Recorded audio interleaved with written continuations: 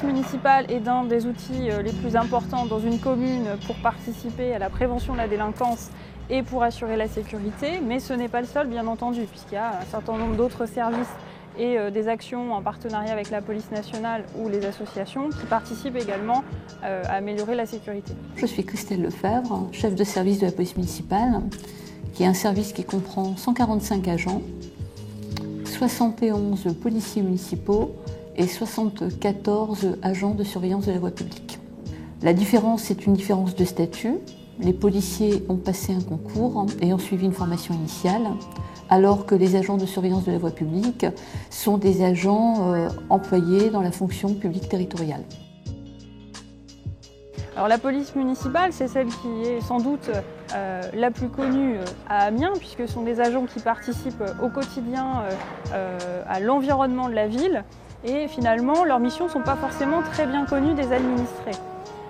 Il faut savoir qu'ils ont diverses missions, et notamment qui vont de la prévention à la présence dissuasive dans tous les quartiers d'Amiens et également à la sanction.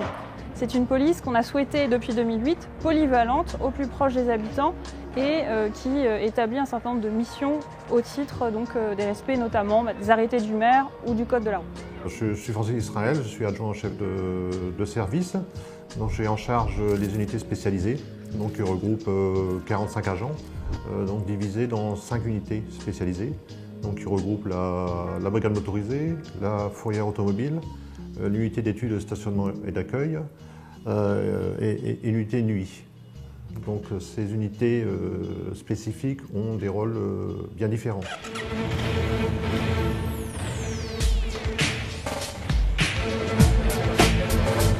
En ce qui concerne la brigade motorisée, elle a en charge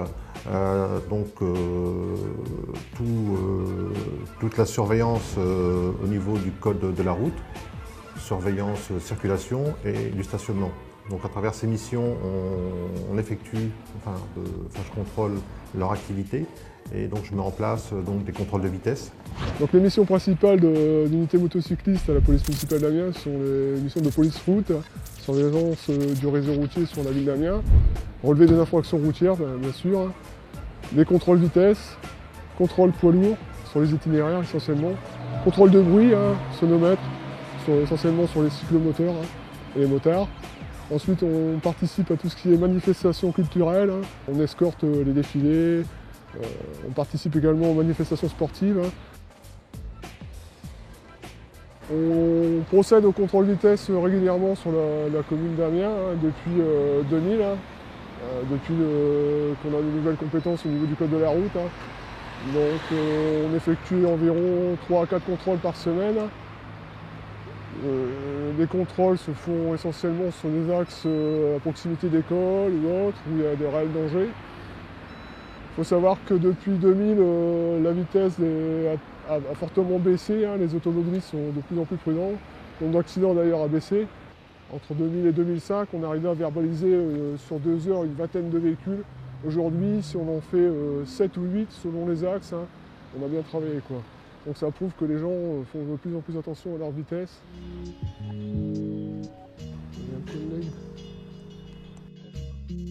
On prépare l'appareil de contrôle de bruit de véhicule qui s'appelle le sonomètre. Donc c'est une mission qu'on réalise pareil 2 à 3 fois par semaine, comme les contrôles vitesse. Donc là, pour procéder au contrôle, il y a certains ordres à respecter, donc une distance par rapport à l'échappement. C'est pour ça qu'on a une règle qui est prévue à cet effet. Et un régime moteur qui correspond à un nombre de décibels qui est prévu sur la carte grise par les constructeurs. Si le nombre de décibels passe plus de 5 décibels par rapport à la carte grise, le véhicule est pas aux normes du constructeur, donc il est en infraction. Donc la moto est prévue à 86 décibels à 3750 tours. Donc là sur le premier contrôle, on était à 86 quasiment. Donc c'est une moto qui ne fait pas de bruit et conforme au code de la route. La police municipale participe beaucoup à la prévention de la délinquance par sa présence au quotidien dans la ville et dans les quartiers.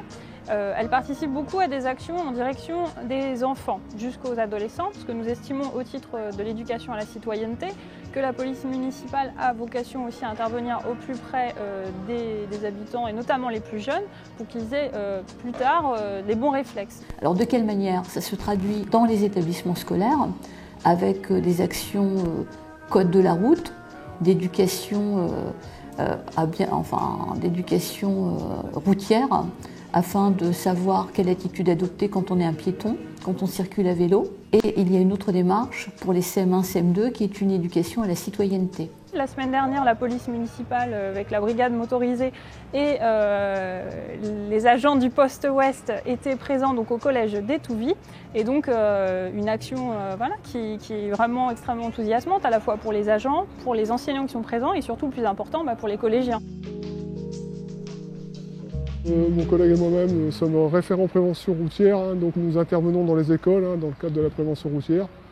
Et on intervient surtout dans l'utilisation des cyclomoteurs. On prépare à l'examen de la SSR1 et la SSR2 ou le BSR pour les jeunes de 14 ans qui vont conduire un cyclomoteur. Donc on utilise également des simulateurs de roues qui nous sont prêtés par la préfecture.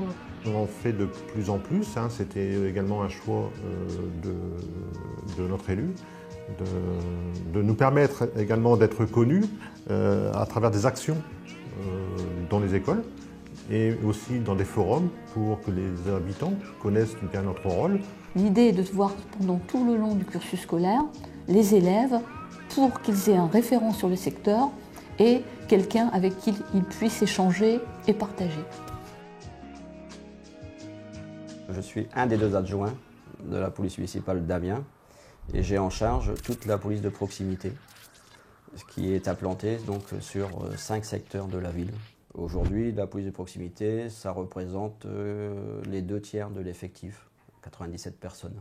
Notre mission récurrente, c'est la sécurisation de certaines écoles pour sécuriser la traversée des piétons, principalement des enfants, par rapport à certains carrefours ou axes routiers plus sensibles par rapport à d'autres. Donc le matin, en fait, donc les sorties d'école, c'est la première mission est de sécuriser l'accès aux enfants pour aller à l'école. Donc sur ce point ici, en fait, il y a 2 agents qui gèrent donc le matin de 8h10 à 8h40, le midi 11h30, 12h, l'après-midi 13h10, 13h40 et le soir à la sortie d'école de 16h20 à 17h. Devant notre école, c'est très important parce que c'est une grosse voie de circulation. Il y a beaucoup de véhicules. La route de la ville est très empruntée, donc elle est assez dangereuse à traverser pour des enfants, même pour les parents. Donc là, c'est très utile aux entrées et aux sorties d'école.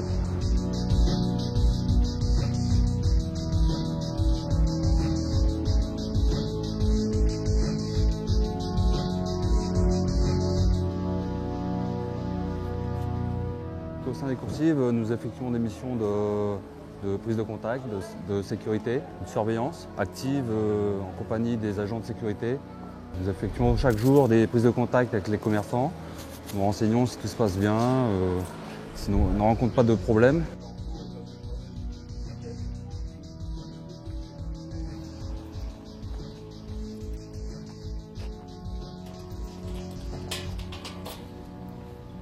Donc tous les matins, nous ouvrons le parc, à savoir que le parc est fermé le soir par la brigade de nuit. Et on en profite également pour faire une surveillance pédestre du parc.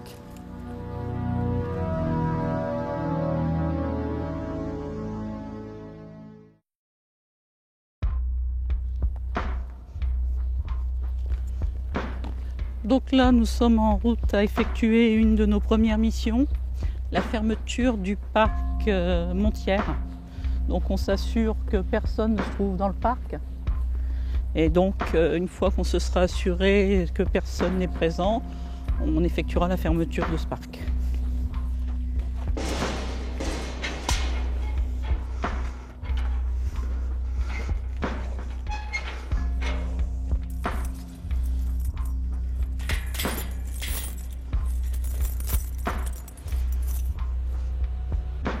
Une unité de nuit qui est composée de 6 agents. Leur rôle est d'effectuer une surveillance, je dirais, des bâtiments communaux en priorité, une surveillance générale au niveau du centre-ville, voie piétonne, mais également de réponse à la demande des administrés, par le biais du centre de sécurité urbaine qui transmet les demandes des administrés. Donc il y aura un véhicule devant la borne de sortie. Donc il y a du personnel qui travaille à l'office du tourisme qui n'a pas pu sortir son véhicule. Donc a dû emprunter un sens interdit. Ça fait sortir son véhicule au niveau de la rue Henri IV. Donc ça serait une Renault Mégane, couleur Bordeaux. Alpha de Mobile 15. Non, t'as raison, la borne de stationnement est là. Mettez. Donc on est au niveau de la borne de stationnement sur la rue du Svelte. Donc on n'a pas le véhicule en cause. Le véhicule a quitté les lieux avant notre arrivée. Voilà, suivez. Il traite également tous les déclenchements d'alarme. Donc là, il y a le lever de doute sur les intrusions ou incendies. Donc là, ils ont un rôle déterminant. Et donc après, ils interviennent en fonction, je dirais, des consignes que leur sont données au quotidien. Donc c'est divers et varié. On fait en moyenne 80 km, mais ça c'est fait pour couvrir tout Amiens. Il faut savoir quand même qu'on reçoit une formation dans laquelle effectivement on est confronté à le panel d'intervention qu'on peut avoir. Est-ce qu'il y aurait la possibilité de faire déplacer le service nettoiement ? C'est vrai que sur certaines missions, ce serait vraiment souhaitable qu'on soit armé, c'est évident, surtout qu'il faut quand même savoir que la délinquance est de plus en plus violente avec le temps. Nous sommes armés d'armes de 6e catégorie, donc en l'occurrence le tonfa et la bombe lacrymogène. Donc ça fait 20 ans, un peu plus de 20 ans, donc la police municipale d'Amiens existe et est dotée de cet armement. Donc pour l'instant, nous n'avons pas rencontré de difficultés, malgré, je dirais, effectivement une recrudescence de violence de plus en plus aggravée. C'est le maire qui décide ou non d'armer les policiers municipaux. Alors quelle est sa démarche ? Il adresse une demande motivée au préfet qui lui attribue les autorisations de port d'armes. Ça, c'est le cadre légal. Après, il y a le souhait du maire d'armer ou non sa police municipale. Armer en 4e catégorie la police municipale, ça encourage à brouiller les cartes avec justement la police nationale. Même si la police municipale peut être face à des faits de délinquants graves et importants, il y a d'autres moyens de protection alternatifs. Moi, je souhaite plutôt qu'on renforce justement ces moyens de protection individuelle, que tous les agents soient dotés d'un gilet pare-balles, coupe-lame et anti-agression, parce que donner une arme à qui que ce soit d'ailleurs mérite du contrôle, et je pense que là, en matière de formation, il y a aussi beaucoup de progrès à faire.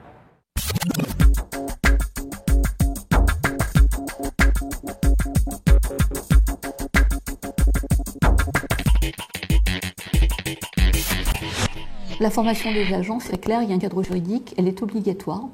Pour être policier municipal, on passe un concours. À l'issue de ce concours, l'agent est sur liste d'aptitude, il est recruté par une collectivité, c'est-à-dire une mairie, et après il part pour 6 mois en formation initiale.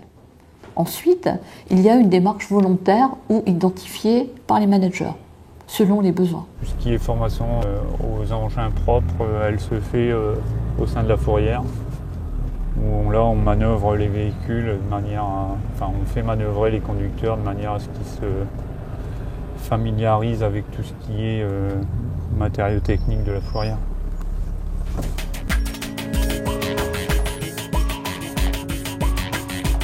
Transmettez. Vous pouvez dire à l'agent 25 de se mettre sur le 3 ? Unité fourrière. Cette unité est composée donc de 7 agents qui, à travers leur activité, travaillent en complémentarité avec les postes de quartier sur la procédure de stationnement abusif. Donc notre mission prioritaire, l'enlèvement des véhicules en infraction au code de la route en matière de stationnement. Au cours de leur journée également, ils ont une mission de surveillance sur différentes zones, notamment en centre-ville pour tout ce qui est dépose minute, livraison. Donc là, ils ont un rôle je dirais, de répression pour enlever tous ces véhicules qui restent et qui gênent la circulation. Sur l'enlèvement même, c'est plus, j'allais dire, du physique, pour le moment, parce que c'est quand même pas très évident de soustraire un véhicule de voie publique. Alors donc là, on va remorquer le véhicule jusqu'à la fourrière municipale, le déposer à l'intérieur.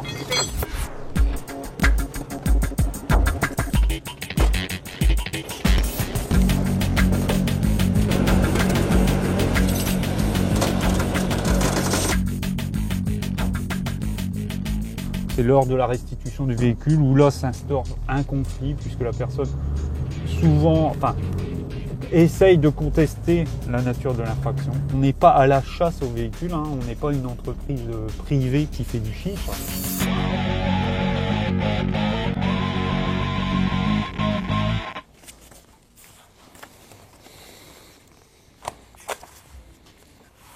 On va aller faire le quartier Saint-Germain.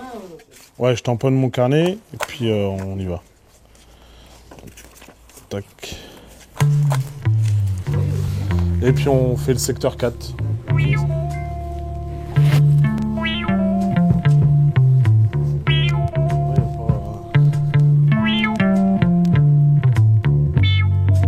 Donc notre mission principale, c'est de verbaliser tout véhicule qui est en infraction, c'est-à-dire tout ce qui est en temps de dépassement. Il y a la gestion de la surveillance du stationnement payant et résidentiel. Donc là, c'est une unité qui est composée de 14 agents qui sillonnent les différentes rues et constatent donc les infractions.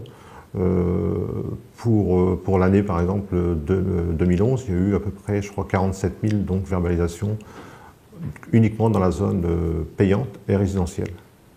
Le stationnement payant, il existe en 2 zones. Donc vous avez une zone rouge qui est limitée à 1h30 et vous avez des zones qui sont limitées à 4 heures.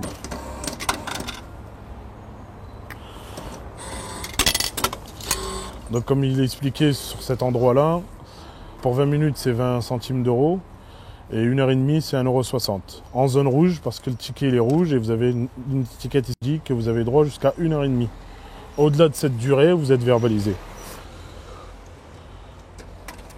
Donc là, nous allons vérifier si tous les véhicules ont bien un ticket derrière leur pare-brise. La personne vient de régler, donc il n'est pas en infraction, on ne peut pas le verbaliser.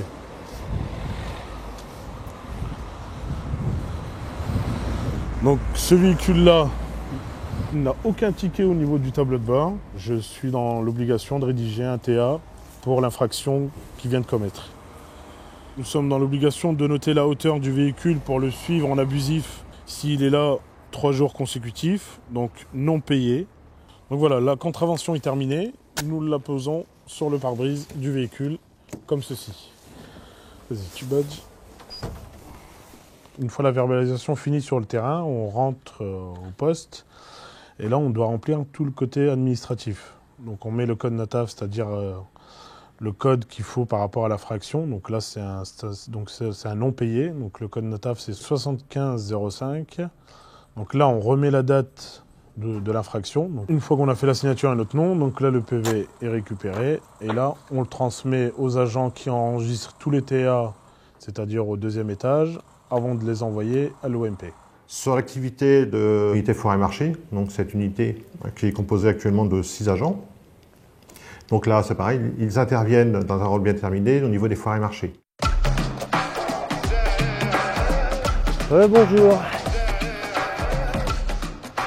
Voilà, je vais donner les tickets pile poil la monnaie, c'est impeccable ça.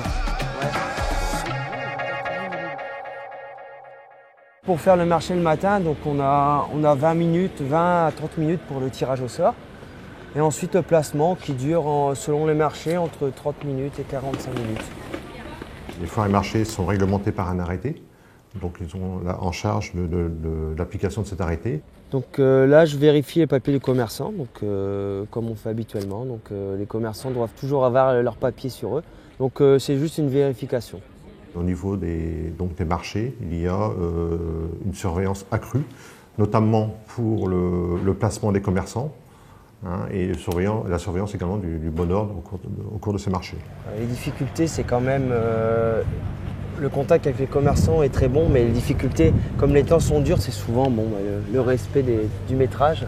Donc souvent on donne 4 mètres et les commerçants prennent un peu plus. Il a respecté, dès que vous êtes parti, il a mis ce qu'il met, ce qu'il déclare normalement. Le règlement, c'est ça. Voilà. Bon, on va continuer, on va prendre contact avec les commerçants. Ali, je dis bonjour. Non, mais tu sais, c'est l'idée de revenir à l'ancien marché.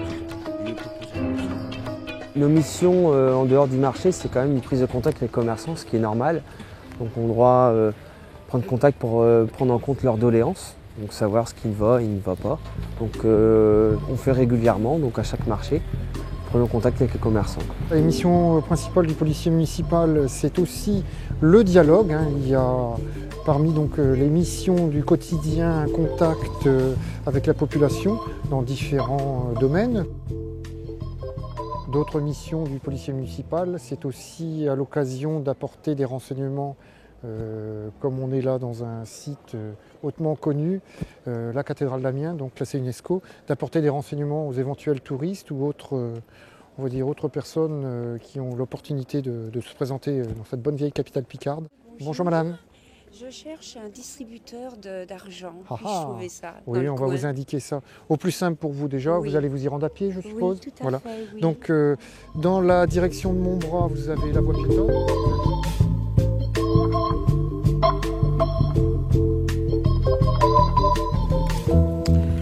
Donc, le policier municipal, à l'issue de toute démarche sur la voie publique et sur toute sa patrouille, il y a une partie administrative à rédiger. Suite à cela, maintenant nous avons des moyens, on va dire, au goût du jour. Donc ces moyens au goût du jour, main courante informatique, sur laquelle on va rappeler tout ce que nous avons effectué, rencontré ou constaté sur la voie publique. Le centre de sécurité urbaine est un service à part entière qui est composé de 2 unités, la salle opérationnelle avec une dizaine d'agents et la salle vidéo composée de 9 agents. Nous réceptionnons ici au niveau de la salle radio donc, les appels des administrés d'Amiens, mais également d'Amiens Métropole quand les autres mairies sont fermées. On a également la réception ici des bâtiments communaux sous alarme, donc environ 650 bâtiments communaux sous alarme. Cécile, qu'est-ce qu'il en est de la réquisition de ce matin, là, les recherches que tu as faites? Ici, vous vous trouvez donc dans la salle vidéo. Donc, toutes les personnes appartenant donc au service du centre de sécurité urbaine, que ce soit les opérateurs radio ou vidéo, sont tous habilités par la préfecture. Toutes les caméras donc, reliées et qui dépendent de la vidéosurveillance de la ville d'Amiens sont donc reliées ici. Vous en avez 48. Donc sur ce mur d'images, les opérateurs vidéo sont là bien entendu pour les utiliser au maximum pour tout ce qui est fait délictueux ou autre. Une autre mission qui incombe donc aux agents vidéo, c'est la gestion des emplacements PMR, personnes à mobilité réduite, donc GIC, GIG, et les arrêts minutes. Comment ça se passe? On reçoit une alarme sur cette station. Sur l'emplacement handicapé, vous voyez que la personne est en infraction. Donc ici, vous avez une bande qui permet donc d'avoir accès à un interphone qui est en lien avec le centre de sécurité urbaine et à partir de là, vous demandez l'autorisation pour accéder donc, à la voie piétonne. Police municipale, bonjour. Bonjour madame, c'est toujours fermé, c'est pas ouvert. Ah, je vais vous ouvrir monsieur. Les agents donc, du centre de sécurité urbaine travaillent en étroite collaboration avec la police municipale qui eux ont des agents sur le terrain, ce qui permet d'intervenir 24 heures sur 24 avec l'aide bien sûr des 48 caméras que l'on a sur notre commune.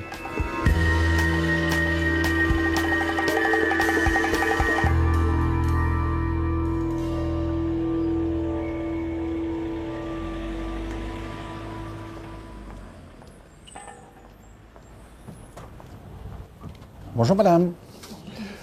Je viens voir éventuellement si vous n'auriez pas trouvé des clés. J'ai perdu un petit trousseau de clés dans la rue. Monsieur, vous les avez perdus quand, monsieur? Bon, il y a une quinzaine de jours. Nous sommes à l'accueil de la police municipale. Ici, c'est l'accueil des objets trouvés et des renseignements pour tout ce qui peut être les administrés, tous les renseignements que nous pouvons donner aux administrés. Mes tâches quotidiennes sont enregistrer les objets trouvés sur la voie publique qui sont ramenés par les différents organismes, rendre les objets aux administrés et répondre aux questions des administrés qui pourraient concerner les autres services. Je vous remercie beaucoup madame. Faites une bonne journée. Merci. Au revoir madame. La politique de proximité qui a été mise en place vis-à-vis des administrés et du public, c'est que chaque agent doit être au service de tous les publics, quel que soit l'individu qu'il a en face de lui. Il doit être dans l'exemplarité, dans l'équité, mais aussi dans la représentativité. Il doit véhiculer les valeurs fortes du service.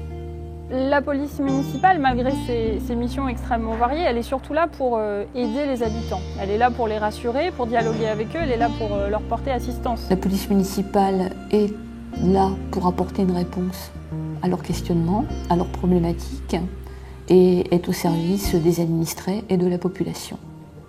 Le message que je pourrais donner aux administrés, c'est de bien connaître, je dirais, le rôle de la police municipale et qu'on ait une police municipale donc, qui est là, présente 24 heures sur 24, 7 jours sur 7 et qui n'hésite pas je dirais, à nous appeler en cas de problème ou tout simplement de renseignements sur la ville.